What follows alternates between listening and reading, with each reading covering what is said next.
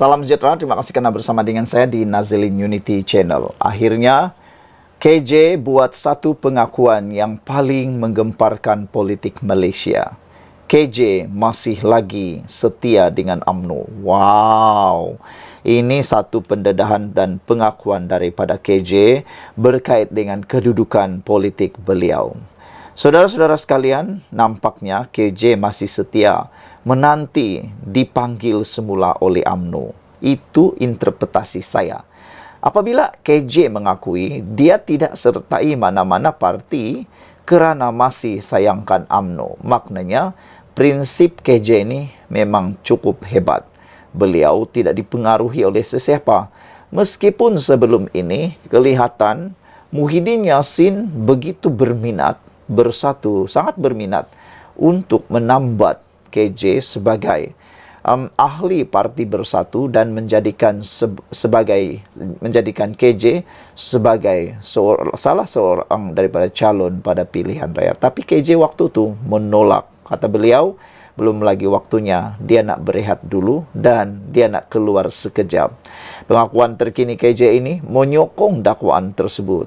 Apabila beliau mengakui tidak menyertai mana-mana parti kerana masih sayangkan UMNO. Bekas Ketua Pemuda UMNO, Khairi Jamaluddin Abu Bakar mengakui tidak menyertai mana-mana parti sehingga kini kerana masih sayangkan parti lamanya. Khairi Jamaluddin berkata beliau masih menganggap dirinya sebagai ahli UMNO meskipun telah dipecat daripada parti berkenan sejak Januari tahun lalu. Kata Khairi, saya tak menyertai mana-mana parti politik sebab saya tak anggap saya keluar daripada UMNO sebab saya dipecat, katanya. Jadi, orang yang kena pecat ni dia masih lagi sayang dengan parti lama. Sebab itu saya tak keluar daripada UMNO, katanya ketika sidang Akhbar Larian Keluarga Malaysia LKM 2024 di Menara Aras Raya pada Jumaat. Turut hadir bekas Perdana Menteri Datuk Seri Ismail Sabri Yaakob. Dalam pada itu mengulas mengenai kesediaan beliau untuk memohon kembali kepada UMNO susulan kenyataan presidennya Datuk Seri Dr. Ahmad Zahid Hamidi sebelum ini. Khairi berkata beliau tunggu dan melihat keadaan semasa dahulu. Dengan jawapan Khairi ini, seakan-akan ianya memberikan satu petanda bahawa Khairi bersedia kembali ke UMNO. Saya secara peribadi sebagai penganalisis politik, pemerhati politik Malaysia, saya gembira kalau Khairi kembali semula kepada UMNO. Beliau pasti membuat tonik baru kepada UMNO. Dan saya rasa dengan kehadiran semula Khairi Jamaluddin dalam UMNO, ianya akan memberikan satu impak besar kepada UMNO. Dan saya juga fikir UMNO, Barisan Nasional, tidak akan keluar daripada kerajaan perpaduan meskipun Khairi Jamaluddin menyertai UMNO semula. Kerana Khairi, walaupun beliau ini mempunyai pemikiran yang mungkin berbeza daripada Zahid Hamidi, mungkin berbeza pandangan daripada orang lain, tetapi saya yakin dia bukan orang yang bodoh. Dia adalah orang yang sangat pintar, yang mana dia akan memikirkan dahulu tindakan-tindakan yang tepat untuk Barisan Nasional dan UMNO. Ini satu kenyataan menarik daripada Datuk Seri Ahmad Zahid Hamidi, kata Khairi. Tengoklah macam mana nanti, ujarnya, apabila ditanya adakah beliau akan kembali memohon semula menyertai UMNO. Pada 27 Januari tahun lalu, selain Khairi Jamaluddin, UMNO turut menggantung keahlian beberapa pemimpin lain, antaranya ialah Ahli Parlimen Sembrong yang juga bekas Naib Presiden Datuk Seri Hisamuddin Hussein dan bekas Ketua Penerangan Sahril Sufian Hamdan selama 6 tahun. Pada 5 Julai, Ahmad Zahid Hamidi mendedahkan pihaknya menerima banyak permohonan daripada bekas ahli untuk kembali menyertai kepada parti berkenan. Menurutnya, semua permohonan tersebut akan dibawa kepada lembaga disiplin sebelum dikemukakan kepada jawatan kuasa pengurusan UMNO untuk dimuktamadkan. Sekian dulu untuk kali ini. Jangan lupa tinggalkan komen anda. Sila tekan butang subscribe. Malaysia kita punya. Kita juga sama-sama cintai Malaysiaku. Kita jumpa lagi. Bye-bye.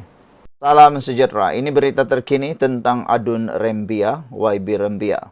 Akhirnya beliau dituntut bayar 100 juta ringgit. Ada netizen kata, dari manalah Adun Rembia ni nak dapat uang 100 juta ringgit tu kan? Itu bukan jumlah yang kecil, itu satu jumlah yang sangat besar. Kata netizen, habislah Adun Rembia. Ini bukan satu jumlah yang kecil, ini satu jumlah yang amat-amat besar. Sedangkan orang biasa, jangankan cakap orang biasa, orang yang kaya raya pun kalau didenda 100 juta, entah nak dapat duit dari mana. Kali ini apabila Setiausaha Agung UMNO sendiri, yaitu Datuk Dr. Ashraf Wajri Dusuki sendiri menuntut bayar balik 100 juta YB Rembia dan jumpa di mahkamah, kata Ashraf Wajri Dusuki. Nah, ini betul-betul sudah menjadi parah untuk YB Adun Rembia. UMNO akan memulakan tindakan perundangan terhadap ahli Dewan Undangan Negeri Adun Rembia, Datuk Muhammad Jailani Khamis, yang mengesahkan penyertaannya ke dalam PAS selepas digantung keahlian daripada parti itu. Setiausaha Agung UMNO, Datuk Dr. Ashraf Wajri Dusuki berkata, tuntutan itu akan difailkan selepas Muhammad Jailani dikenal pasti melanggar perjanjian perwakilan calon Barisan Nasional BN Pilihan Raya Negeri PRN ke-15 Melaka yang ditandatangani di hadapan pesuruh jaya sumpah dan saksi. Katanya, Muhammad Jailani juga dikenal pasti membuat pelanggaran ke atas akuan bersumpah SD ditandatangani beliau yang menetapkan setiap calon mewakili Barisan Nasional perlu membayar 100 juta ringgit seperti dinyatakan pada Fasal 6.2 jika melompat parti atau bertukar haluan daripada menyokong BN, UMNO, MIC dan atau MCA termasuk menjadi adun bebas. Saudara-saudara sekalian, Ashraf Wajri Dusuki juga mengatakan ketika mengemukakan salinan asal SD itu turut menjelaskan setiap calon perlu meletakkan jawatan sebagai ahli BN, UMNO dan ADUN supaya pilihan raya kecil PRK akan diadakan seperti termaktub pada Fasal 6.2. Ini adalah salinan asal perjanjian perwakilan calon BN PRN ke-15 Melaka pada tahun 2021 yang telah pun dimatikan stemnya di bawah LHDN, Lembaga Hasil Dalam Negeri, dan ditandatangani di hadapan pesuruhjaya sumpah dan saksi. Ini adalah tanda tangan beliau, Muhammad Jailani, yang paling jelas katanya. Nah, rupa-rupanya mungkin Adun Rembia nih, Muhammad Jailani, lupa sudah tentang tanda tangan beliau itu. Dengan adanya dokumen ini, maka beliau kini sudah menyembelih diri sendiri, sudah menyebabkan dirinya sengsara sendiri. Kata Ashraf Wajri Dusuki, selain perjanjian ini ada juga SD setiap calon. Tulisan beliau sendiri, ejaan nama Muhammad Jailani dan tanda tangan, katanya, dalam kenyataan yang dimuat naik di Facebook hari ini. Beliau mengulas kekeliruan dikatakan wujud ekoran kenyataan Muhammad Jailani kononnya. Beliau tidak terikat dengan UMNO dan BN selepas mengisytiharkan penyertaan ke dalam PAS baru-baru ini. Kami selalu Muhammad Jailani yang menyertai PAS ketika keahliannya dalam UMNO digantung, akhirnya mendedahkan alasan beliau berbuat demikian selepas 2 hari berdiam diri. Mengesahkan penyertaan menyertai PAS pada 10 Jun 2023, sama seperti diumumkan Setiausaha Agung PAS Datuk Seri Taqiyuddin Hasan Selasa lalu, Jailani berseloroh. Sijil keahliannya dalam parti diterajui Tan Sri Abdul Hadi Awang itu gagal ditemui setakat ini. Adun Rembia itu memberi alasan beliau menyertai PAS antara lain kerana perlembagaan dan asas perjuangan parti itu berlandaskan agama, paling konsisten dalam perjuangan sejak dahulu dan belum tercemar serta dilihatnya sebagai parti paling kurang krisis di negara ini.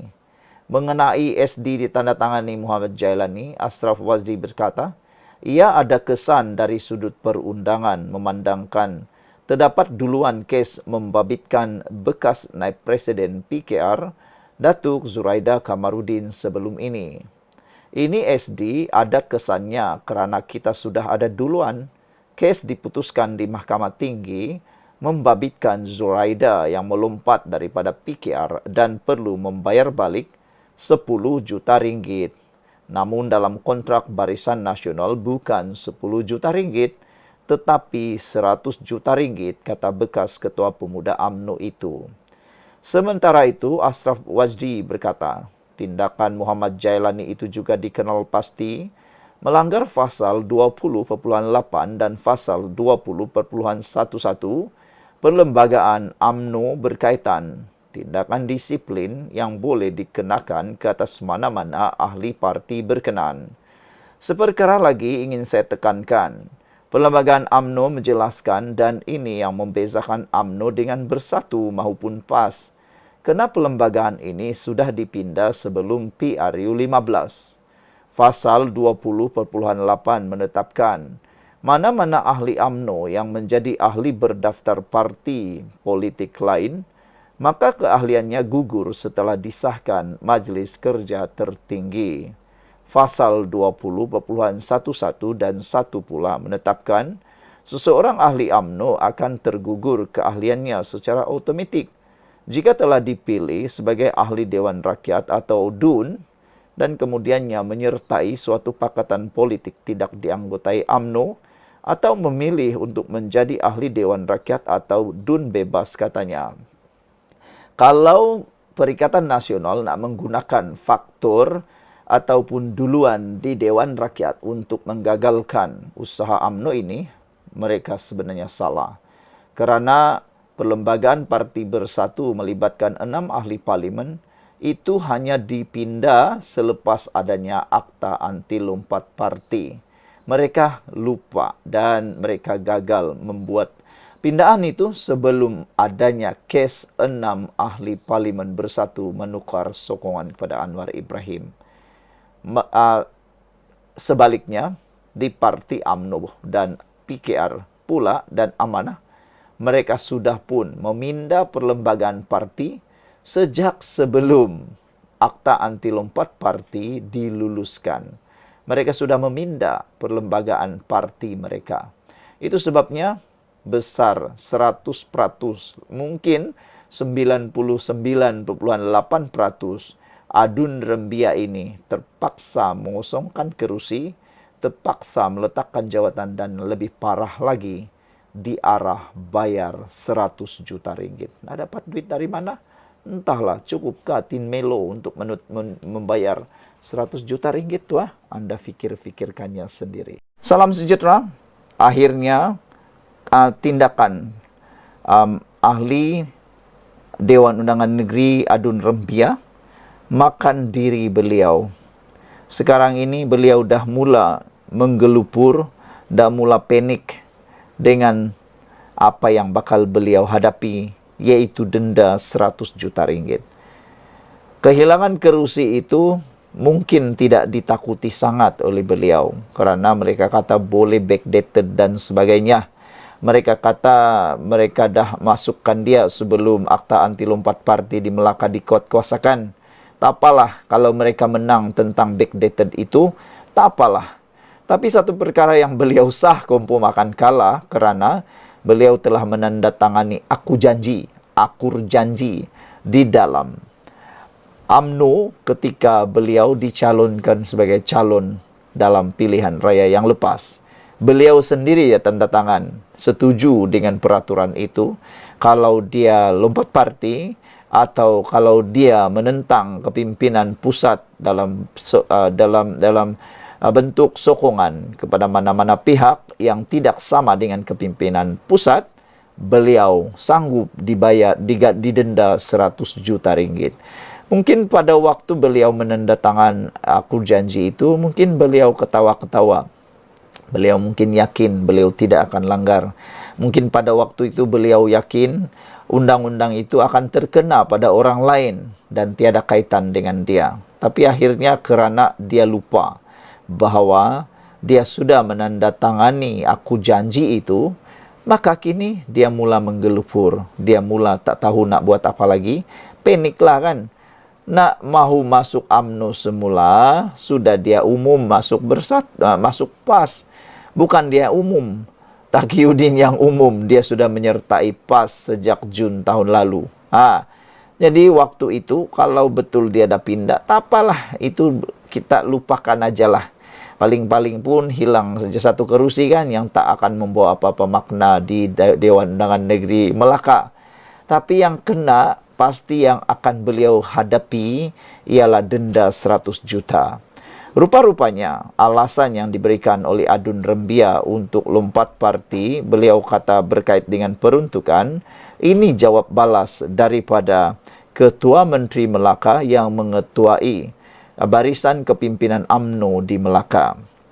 Kata Abdul Rauf, peruntukan Jailani ditarik kerana sudah tak sehaluan dengan kerajaan. Ketua Menteri Melaka Abdul Rauf Yusuf mengakui kerajaan menggantung peruntukan terhadap Adun Rembia. Muhammad Jailani Khamis selepas tindak tanduknya yang tidak lagi sehaluan dengan kerajaan. Ini sepatutnya Jailani sudah tahu, Muhammad Jailani sudah tahu. Kalau dia tidak lagi bersama dengan kerajaan, peruntukan kawasannya memang akan digantung. Memang itu dah dia sedar. Tapi kerana tindakan terburu-buru beliau itu, maka tindakannya itu akhirnya makan diri. Bila Jailani kata dia pindah PAS kerana nak sama-sama susah dengan PAS dan bukan tentang peruntukan, memang betul lah. Bukan sebab peruntukan, tapi kerana dia tak dapat lagi peruntukan. Nah, samalah tu kan. Buat apa lagi bersama kerajaan kalau tak ada peruntukan, katanya. Tak apalah. Masalahnya nanti dia akan dicalonkan lagi kah dalam pertandingan akan datang. Kenapa dah mula menghidu? Dia ini pindah daripada PKR, pindah lagi kepada UMNO, pindah lagi kepada PAS. Silap-silap hari bulan, dia akan pindah lagi dan pindah lagi. Jadi persoalannya, adakah dia akan dicalonkan lagi? Katanya lagi, kata Ketua Menteri Melaka ini, katanya perkara itu termaktub dalam aku janji sebagai wakil rakyat kerajaan dan amaran terlebih dulu telah pun diberikan kepadanya. Jadi kalau anda dengar seakan-akan ini adalah kesalahan kerajaan, ini seakan-akan menganiayai beliau, itu adalah pembohongan. Rupa-rupanya dia sudah tahu semasa dia menandatangani aku janji itu, dia dah tahu bahawa kalau dia langgar peraturan lompat parti ini, beliau akan dikenakan tindakan antaranya 100 juta ringgit dan ditarik peruntukan. Dia sudah tahu pun, amaran itu dah diberitahu pun. Tapi baru sekarang akhirnya tak puas hati. Kalau bersikap tak nampak sehaluan dengan parti, parti berhak jalankan tugas sebagai pentadbir dengan berikan amaran dan tidak beri kemudahan kepada wakil rakyat berlandaskan aku janji. Seolah-olah bercerai tidak bersaksi, bercerai tidak bertalak. Apabila tak gambarkan sikap wakil rakyat kerajaan dan bersikap wakil rakyat pembangkang, Jailani berkata, gantung tak bertali, saya tak boleh terima. Kita ada aku janji, katanya pada sidang media di Kuala Lumpur hari ini. Pada 16 Julai lalu, Adun Rembia itu juga pengerusi Muafakat Nasional Melaka diumumkan menjadi ahli PAS selepas membuat permohonan pada 10 Jun tahun lalu sebelum diluluskan pada hari sama. Mengumumkan perkara itu di Parlimen pada 16 Julai lalu, Setiausaha Agung PAS Taqiyuddin Hasan berkata, penyertaan Jailani dalam parti tersebut tidak akan menjejaskan kedudukan Adun terbabit. Netizen pun mula mengagap. Setiausaha Agung PAS ni sejak bila pula dia jadi speaker dewan, kata mereka. Sejak bila pula Taqiyuddin ni jadi hakim, dapat menentukan yang benar, dapat menentukan yang salah. Dia sebenarnya tiada hak langsung menentukan salah atau betul, kerana beliau hanya kapasitinya sebagai Setiausaha Agung PAS, bukan speaker Dewan Rakyat, bukan juga speaker Dewan Undangan Negeri, jauh sekali hakim Mahkamah Persekutuan. Jadi, dia hanya bercakap atas kapasiti parti beliau saja. Hal itu kerana, kata Taqiyuddin, Dewan Undangan Negeri Melaka belum lagi menguatkuasakan undang-undang anti lompat parti semasa Jailani menyertai PAS. Okey, tak apa. Kalau itu benar berlaku, seorang veteran UMNO dan pakar undang-undang mengatakan, tak apalah kalau mereka kata Jailani sudah menyertai PAS pada bulan Jun tahun lalu dan waktu itu undang-undang anti lompat parti belum dikuatkuasakan, mereka pun kenakan Jailani dengan satu dakwaan, iaitu menipu Speaker Dewan Undangan Negeri Melaka. Kerana kata mereka, kalau sejak itu beliau sudah menjadi ahli PAS, sepatutnya beliau sudah duduk di kerusi pembangkang sejak hari pertama beliau menjadi ahli PAS dan bukannya duduk di kerusi kerajaan. Tapi kenapa dia tidak maklumkan Speaker Dewan Undangan Negeri? Sepatutnya dia memaklumkan kekosongan tersebut dengan memaklumkan perpindahan tersebut secara serta-merta dan bukannya hanya pada hari ini, waktu ini, bulan ini barulah memberitahu. Jadi itu satu perkara yang seakan-akan tidak jujur, dengan kata lain cuba untuk menipu dan mengelirukan Dewan Undangan Negeri Melaka. Abdul Rauf juga berkata, ekoran langkah diambil Jailani, UMNO Melaka juga akan mengemukakan tuntutan terhadapnya. Tindakan tersebut katanya selaras dengan ikrar ditandatangani Jailani sebelum dia menerima watika menjadi calon Barisan Nasional dalam pilihan raya negeri tahun 2021. Seorang individu yang akan dan telah menjadi wakil rakyat sudah tanda tangan aku janji dan terima apa juga syarat BN pada waktu itu, katanya. Ditanya mengenai kedudukan Muhammad Jailani sebagai adun Rembia selepas meninggalkan kerajaan, Abdul Rauf berkata, dia menyerahkan keputusan tersebut kepada Speaker Dewan Undangan Negeri Melaka untuk menentukan perkara itu berdasarkan peruntukan perlembagaan. Sekian dulu untuk kali ini. Jangan lupa tinggalkan komen anda. Bye-bye.